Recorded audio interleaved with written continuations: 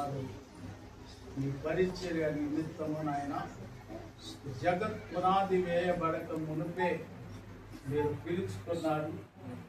ఈ యొక్క పుల్లల చెరువు గ్రామంలో, ఈ మండలంలో మీ పరిచర్య నిమిత్తము నాయన తన ఒంటరి జీవితంలో మీరు తోడుగా ఉండి మీ దాసురాలని మీరు బలపరుస్తూ మరి నాయన ఈ పరిచర్య కుంటుపడకుండా ఆగిపోకుండా ఈ పరిచర్యను కొనసాగించడానికి ఈ బిడ్డను మీరు అభిషేకిస్తున్నందుకు, ఈ బిడ్డను మీరు ఆశీర్వదిస్తున్నందుకు కృప చూపించండి.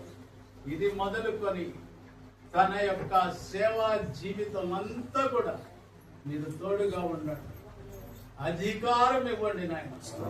అభిషేకముతో పాటు అద్భుతాలు చేయగలిగినటువంటి శక్తిని ప్రసాదించండి ప్రభా. దావీదు మీదికి మీ ఆత్మ దిగి వచ్చినప్పుడు బలమైన కార్యాలు చేశాడు.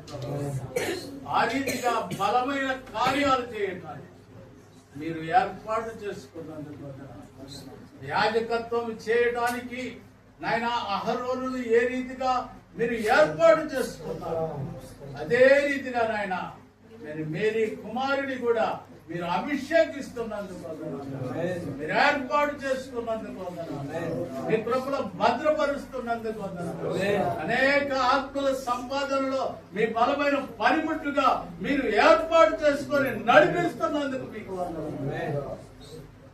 నా తండ్రి, నా కృప మీ దయగలిగిన చేతులకు నన్ను అప్పగించుకుంటున్నాను. మీ ఆత్మతో ముందుగా నన్ను అభిషేకించాలి. అలాగే నాయన ఇక్కడ ఉన్నటువంటి దైవ సేవకులను కూడా మేము చేతులుంచడం ద్వారా మీ ఆత్మ అభిషేకాన్ని ప్రియబిడ్డపై సమృద్ధిగా కుమ్మరించి యేసు నామములో ప్రార్థిస్తున్నాను తండ్రి.